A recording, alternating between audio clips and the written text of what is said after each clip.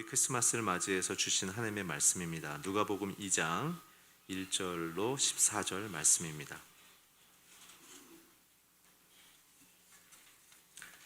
네, 우리 한 절씩 교독하겠습니다. 그 무렵 아우구스투스 황제가 칙령을 내려 전 로마 통치 지역은 호적 등록을 하게 됐습니다.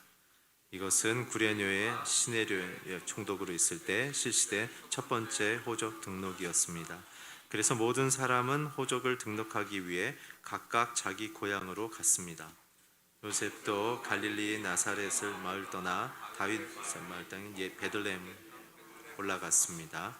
요셉은 다윗의 직계 혈통이었기 때문입니다.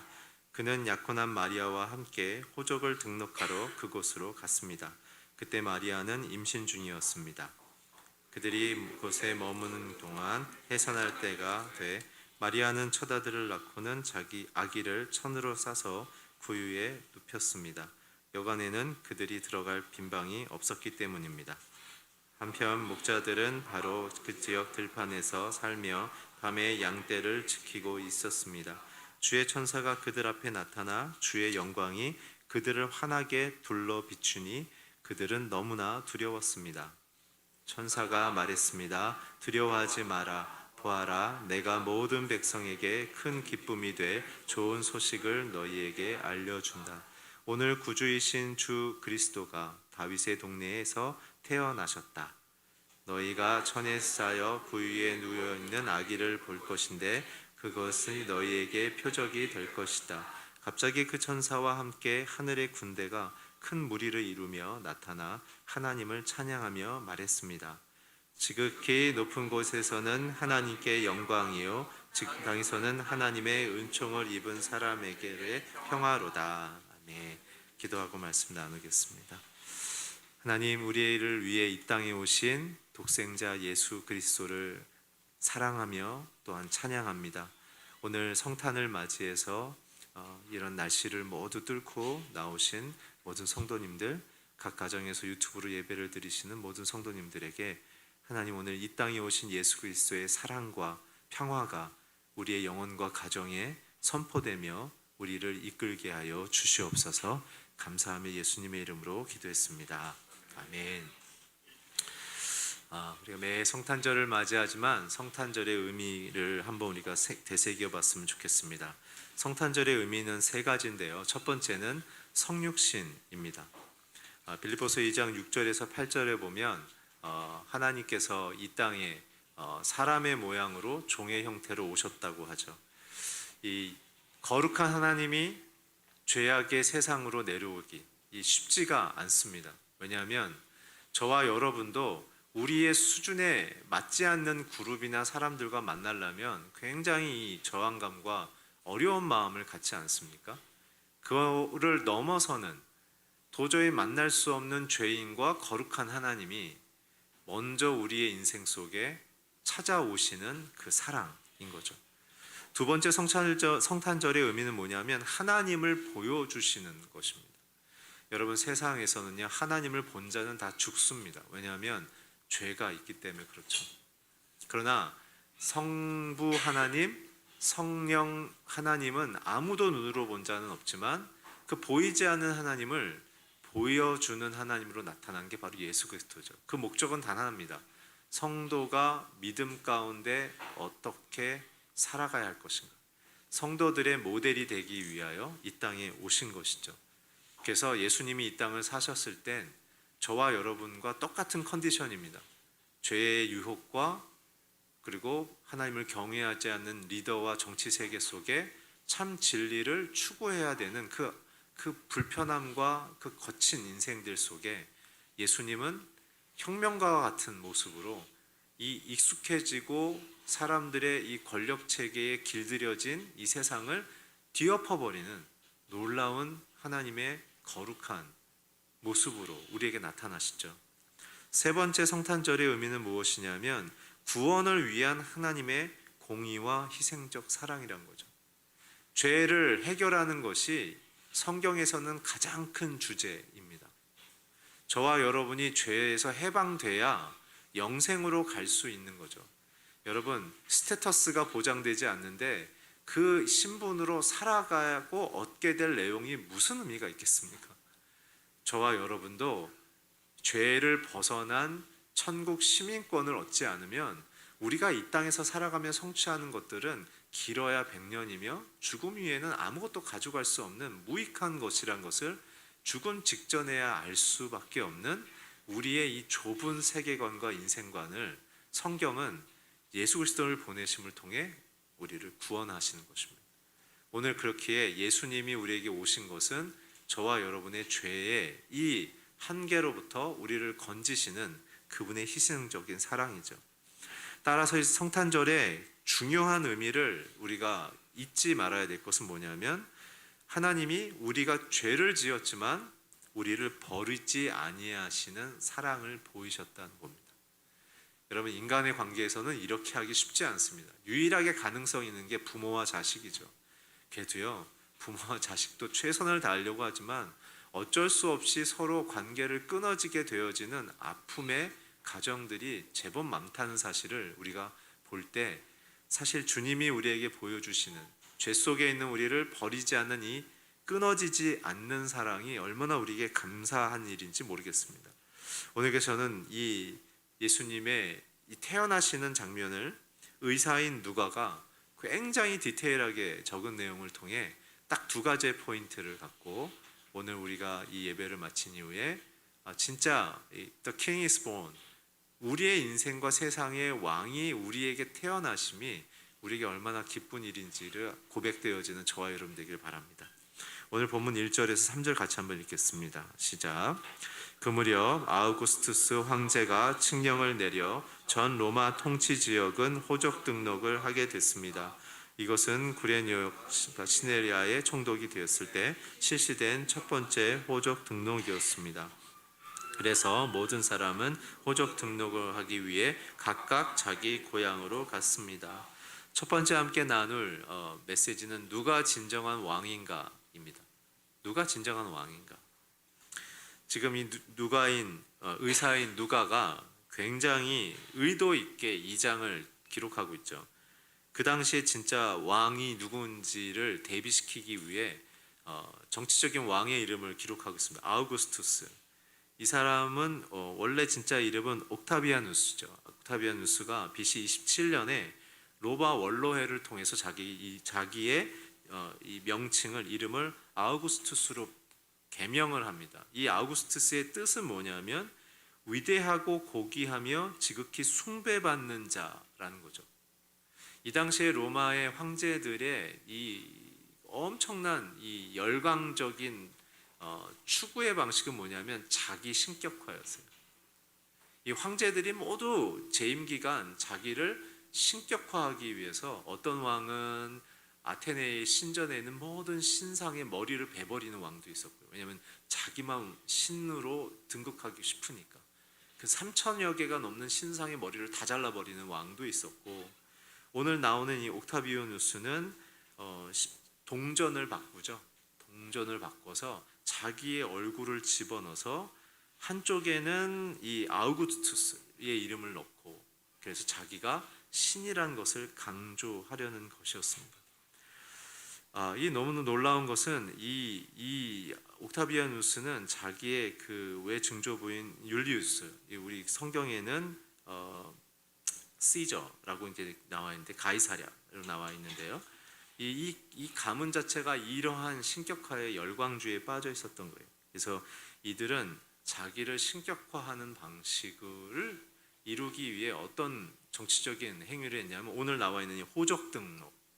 모든 남자들은 자기 고향에 가서 1년에 한 번씩 호적을 갱신하게 함을 통해 주민세를 내게 하고 황제의 신상 앞에 절을 하도록 만든, 모든 거대한 동네마다 광장을 만들고 높은 그 탑을 만들어서 그 위에 황제를 상징하는 독수리를 놓고 지나갈 때마다 인사하게 만들었다는 거죠. 누가가 지금 이것을 기록한 것은 무엇이냐면 바로 대비와 비교를 하려는 건데요. 예수님의 낮아지심, 진짜 세상의 창조주고 왕이셨지만 그분이 이 땅에 낮아지시는 모습과 피조물로 되어 있던 인간 사이의 왕들은 자기를 높이려는 이 높아짐, 낮아짐과 높아짐의 이 대비를 강조함을 통해 진짜 누가 왕인가, 누가 진짜 실력을 갖고 있는가를 강조하려는 것이고, 비교는 무엇이냐면 메시아의 진정한 사랑과 회복이었고, 왕들의 권력의 폭주를 대비하면서 진짜 예수님이 왕이심을 강조한 거죠.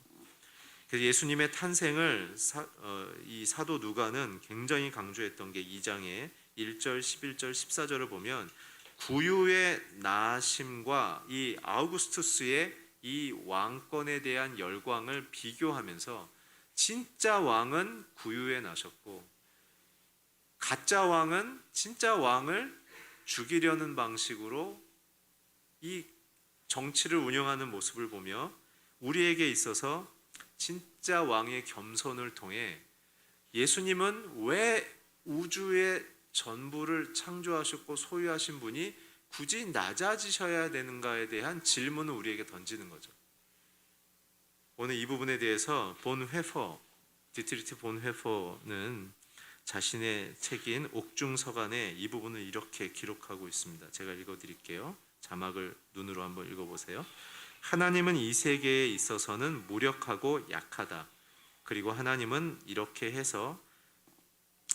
함으로써만 우리들과 함께 있고 우리를 도와준다. 그리스도는 그의 전능에 의해서가 아니라 그의 약하심과 고난에 의해서 우리를 도와주신다. 이 점에서 모든 종교와 결정적인 차이가 난다. 인간의 종교성은 인간이 공궁에 빠졌을 때 이 세상에 있어서의 신의 능력에 호소하도록 인간을 가르친다. 그것은 기계장치로서의 인간이 신을 만든 것이다. 그러나 성경은 인간에게 신의 무력과 고난을 가르친다. 고난을 당하는 신만이 우리를 도와줄 수 있다. 왜냐하면 우리가 약하기 때문에 그런 거예요. 그리고 우리와 함께 하시기 때문에 그분을 의지하는 거죠. 이 부분에 대해서 히브리서 기자는 1장 2절에서 3절 이렇게 기록하고 있어요. 히브리서 1장 2절 3절에 보면 체휼하시는 하나님에 대한 이야기를 하죠. 공감하시는 하나님에 대해서 얘기한다는 거예요. 공감하시는 하나님. 예수님은 우리의 아픔과 절망을 몸으로 다 겪으셔서 우리를 이해하고 있다는 사실을 기억하십시오. 인간이 만든 신은 저 멀리 있는 것처럼 세팅이 되어져 있고 우리가 필요할 때 뭔가를 계속 요청해야지만 들어줄까 말까. 왜냐하면 실제하지 않으니까. 그러나 진짜 신인 예수님은 이 땅에 오셔서 우리의 약함을 공감하시기 위해 우리의 절망과 심지어는 영혼과 육체의 죽음마저 공감하시고 경험하심을 통해 우리의 인생의 모든 절망들을 주님은 이해하시고 먼저 도우시고 우리에게 말씀하실 수 있다는 것이죠. 따라서 예수님은 우리의 약함을 돕고 살리기 위해 이렇게 낮아지시는 것이 진정한 사랑의 방식이었던 것입니다. 성경에서는 그럼 특별히 누가복음에서는 예수님을 누구라고 전체적으로 얘기할까요? 오늘 누가복음 2장 11절에 보면 예수님은 자기의 백성을 죄로부터 구원할 그리스도로 말씀하시고, 누가복음 5장에 보면 병을 고치시는 자로 바로 우리를 창조하신 분이시죠. 세 번째는 우리의 죄를 사하시는 거룩한 하나님으로 나타나시고, 마지막 7장에 보게 되면 만물을 통치하시는 주로 말씀하신다는 것입니다. 오늘 크리스마스 아기 예수를 보고 우리가 아기 예수를 통해 발견해야 될 것은 신이 돌봄을 받아야 될 아기처럼 오신 이유는 저와 여러분의 무력감, 저와 여러분의 실패와 좌절, 저와 여러분의 절망과 도움 없이는 죽어버릴 수밖에 없는 우리의 모든 연약함을 주님께서 몸소 겪기 위해서인 거죠. 이 중동 지역에서의 이 구유는요, 이 동양 지역에서의 구유와 다릅니다. 동양 지역에서의 구유는 나무를 깎아서 만들죠. 하지만 중동 지역에서의 구유는 돌을 깎아서 만듭니다. 그 때문에 보통 이제 역사학자들은 이 원래 크리스마스는 2월에서 3월로 보고 있는데요. 어쨌거나 교회 절기상 12월, 중동 지역에서의 2월과 이 12월의 간극에서는 일교차가 보통 20도 정도 나기 때문에 이 돌은 새벽에는 굉장히 차가울 거란 거죠. 이게 다 아이를 가져본 분들이기 때문에 말씀드리지만, 신생아를 강포, 그냥 구멍이 숭숭 뚫린 천에 감싸서 찬 돌 위에 눕힌다?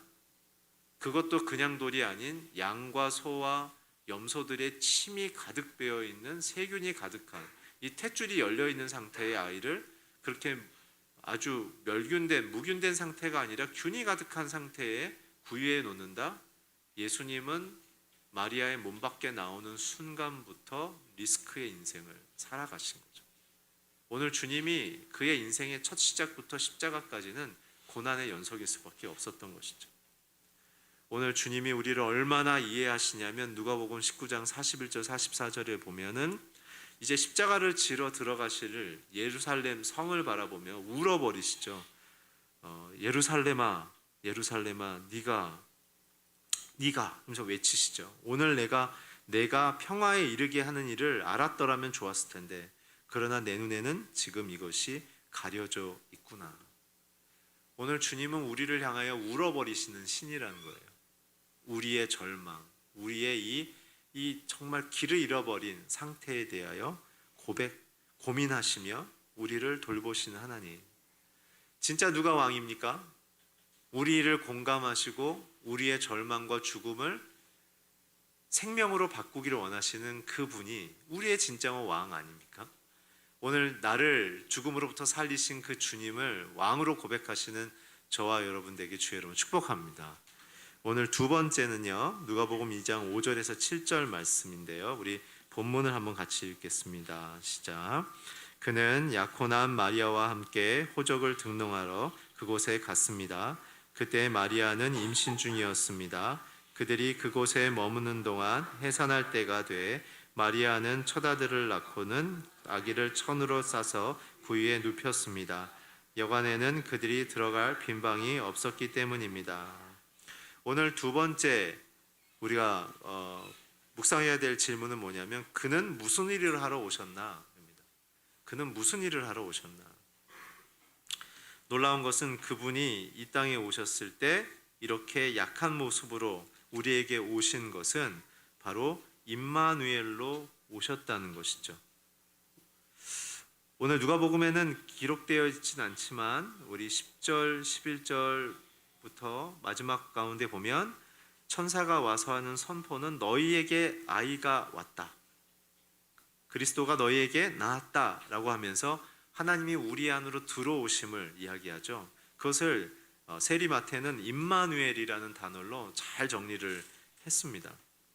오늘 임마누엘은 하나님이 우리와 함께 하신다는 뜻이죠. 이 임마누엘이라는 단어는 이사야서 7장 10절에서 14절에 처음 나오는 건데요, 이스라엘이 아람 연합군의 침략 위기를 받았을 때 선지자 이사야가 아하스 왕에 가서 두려워하지 말라고 외치고 하나님이 너희와 함께 할 것이다, 그리고 그 강력한 아람 군대는 그냥 부직갱이, 그냥 지팡이와 같으니까 하나님이 부러뜨려 버리실 것이다, 이렇게 얘기하죠. 근데 이 유다 왕 아하스는 이 이사야의 메시지를 믿지 않고 하나님을 의지하지 않는 상태로 오히려 애굽의 원군을 요청하게 되어집니다. 이 보이지 않는 하나님을 보이는 세상의 힘보다 약하게 여긴 이 아하스 왕을 때문에 오늘 던져지게 되는 것은 하나님이 너희와 함께하고 있기에 안심하라는 메시지로 시작된 게 임마누엘이죠. 오늘 임마누엘이라는 메시지는 이사야서 특별히 43장 1절에서 4절에 굉장히 중요한, 이 두려움에 떨고 있는 자들, 이 절망과 실패 속에 떨고 있는 하나님에 대한 믿음보다 세상과 자기의 내면 안에 그리고 현실 안에 있는 고통 때문에 무너져 있는 자들에게 던져지는 중요한 세 가지의 외침이 있는데요, 우리 먼저 이사야서 43장 1절에서 4절 우리 같이 한번 읽어볼까요? 함께 읽겠습니다. 시작.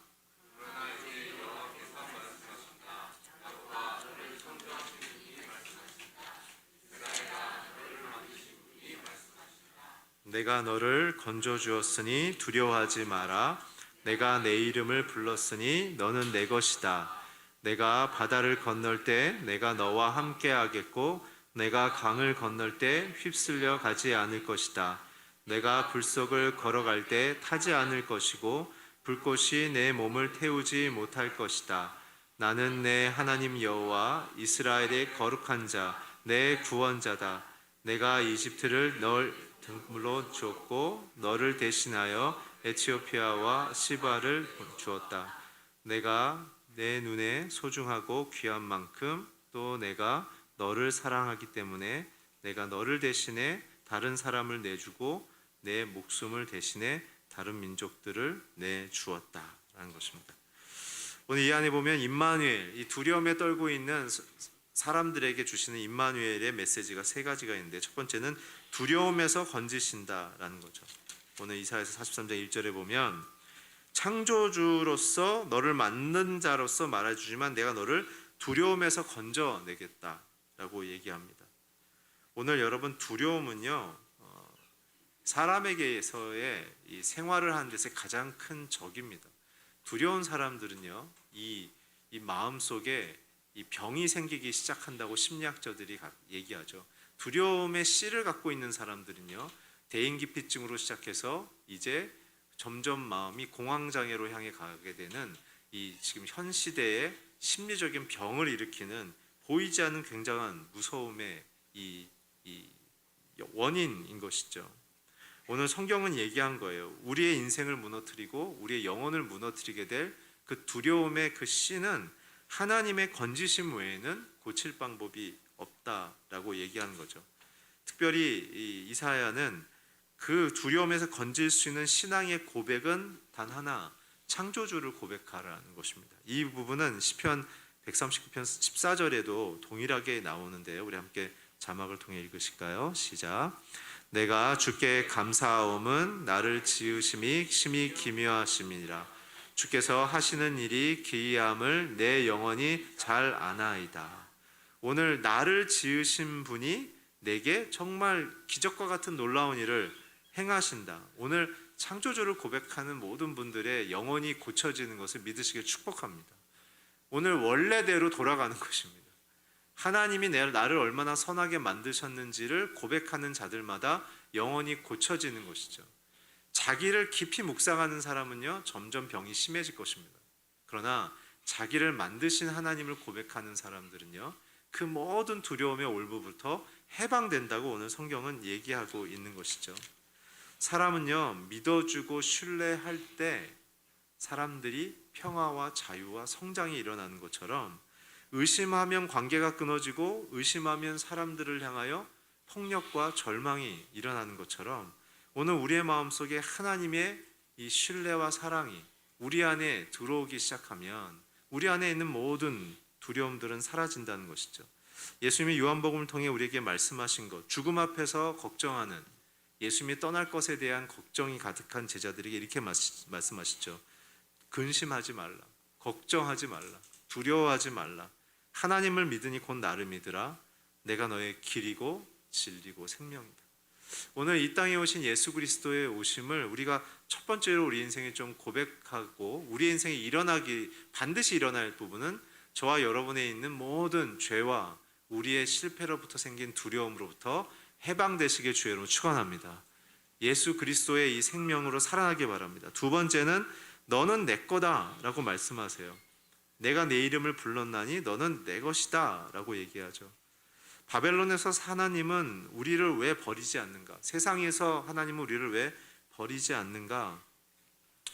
우리가 하나님의 것으로 두려워하지 않아야 될 두 가지 이유가 있다면, 하나님이 우리를 구원하셨다는 것과 또 하나님이 우리를 불러서 지명하셨다라는 것이죠. 오늘 하나님이 우리를 구속하신, 죄를 씻으신 그 예수 그리스도, 또한 우리의 이름을 부르시면서 우리의 인생의 아름다운 인생의 계획을 설계해 주신 그 예수 그리스도를 붙잡아야만 우리는 우리의 인생에 발견하지 못하고 헤매어 있는 우리의 인생의 아름다운 복을 우리는 찾게 되어지는 것입니다. 오늘 인생의 참된 진리와 기쁨은 예수 안에 있습니다. 오늘 예수님을 찾으시길 바랍니다. 마지막으로 세 번째, 내가 너와 항상 함께 할 것이다 라고 말씀하죠. 이사야 43장 2절에 보면 바다를 건널 때도 너랑 함께 할 거고 강을 건널 때도 휩쓸리지 않게 하겠고 불속을 걸어갈 때도 타지 않을 것이고 불꽃이 내 몸을 태우지 않을 것이다. 여러분, 이사야가 누구를 생각하며 이렇게 했을까요? 이스라엘 아닙니까? 이 물 가운데 지나갔던 사건, 바로 홍해 사건이죠. 모세의 홍해 사건, 여호수아의 요단강의 사건. 여러분, 사람의 인생은 항상 바다를 만나게 되어 있고 우리의 힘으로는 넘지 못할 사건을 항상 경험하게 되어 있죠. 오늘 그 상황 속에 하나님이 기적의 길을 내시는 것을 경험하게 축복합니다. 오늘 주님이 여러분들과 함께함을 통해 죄의 길, 절망의 길, 죽음의 길을 여시고 생명의 길, 소망의 길, 오늘 주님의 놀라운 영광의 길을 우리에게 보여주신다는 것입니다. 오늘 우리의 인생이 어떻게 영광되고 빛날 수 있을까요? 주님이 우리와 함께 하실 때죠. 불 가운데도 타지 않을 것이다. 다니엘과 세 친구죠. 그들이 그리하지 아니하시리라고 생각하며 몸을 던졌을 때 하나님은 그 고난의 끝자락에 그들을 지키고 보호하셨다는 것입니다. 오늘 여러분들과 제 인생에 힘을 빼기를 축복합니다. 힘을 빼야 하나님의 손이 우리에게 일하기 시작합니다. 오늘 인생을 살아갈 때 기쁘고 신나하는 방식, 하나님의 꿈을 꾸고 하나님의 도움을 받아 살아가는 것이죠.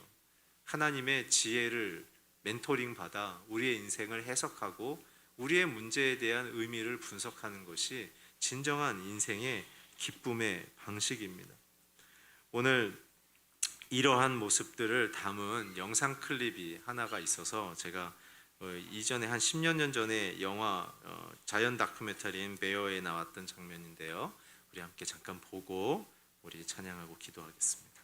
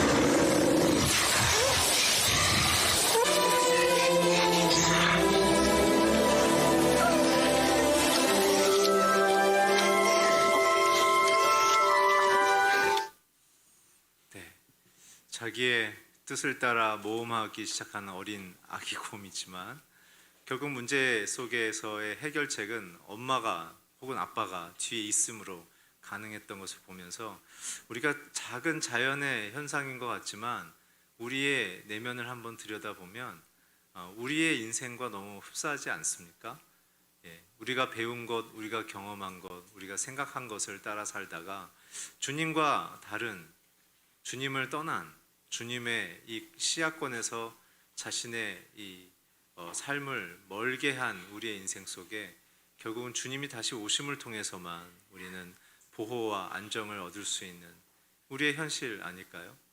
오늘 예수님이 오신 이 크리스마스가 저와 여러분에게는 다시 주님께로 다시 깊이 돌아가는 저와 여러분 되기를 축복합니다.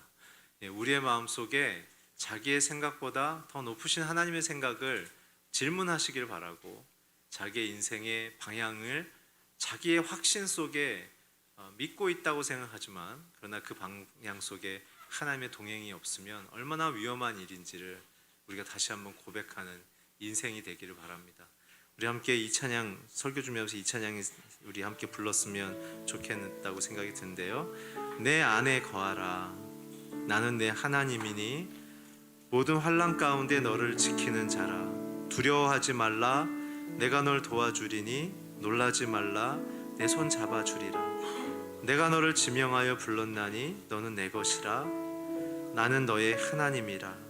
내가 너를 보배롭고 존귀하게 여기노라. 너를 사랑하는 여호와다.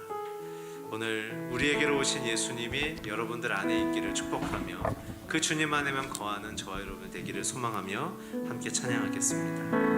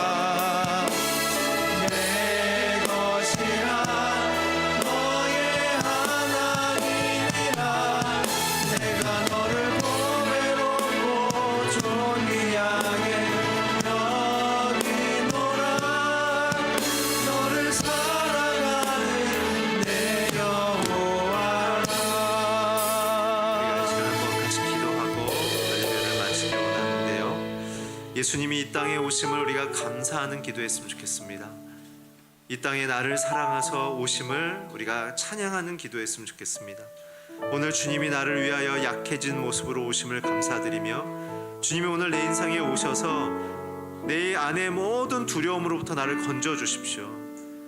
하나님, 고아처럼 살아가고 외롭게 살아가는 나를 향해 너는 내 것이라 말씀하시는 주님의 사랑 앞에 내가 오늘 힘을 얻고 용기를 얻고 기쁨을 얻어 흔들리지 않는 인생 되게 하여 주시고, 물 가운데서도 불 가운데서 내가 너와 함께 하겠다고 말씀하신 주님의 그 손길과 음성을 들으며 주님의 옷자락을 붙잡고 살아나갈 때 이제 하나님 지치고 넘어지는 것이 아니라 주님과 함께 승리하며 나아갈 수 있는 임마누엘 하나님과 함께 나아갈 수 있도록, 오늘 이 크리스마스가 오늘 내 안에 이 아름다운 주님의 이 약해지심을 통하여 이 세 가지의 은총이 내게 이루어질 수 있도록 하나님 내 인생을 붙드시고 고치시고 바꾸어 주시옵소서. 우리 내 가정을 이렇게 변화시켜 주시옵소서.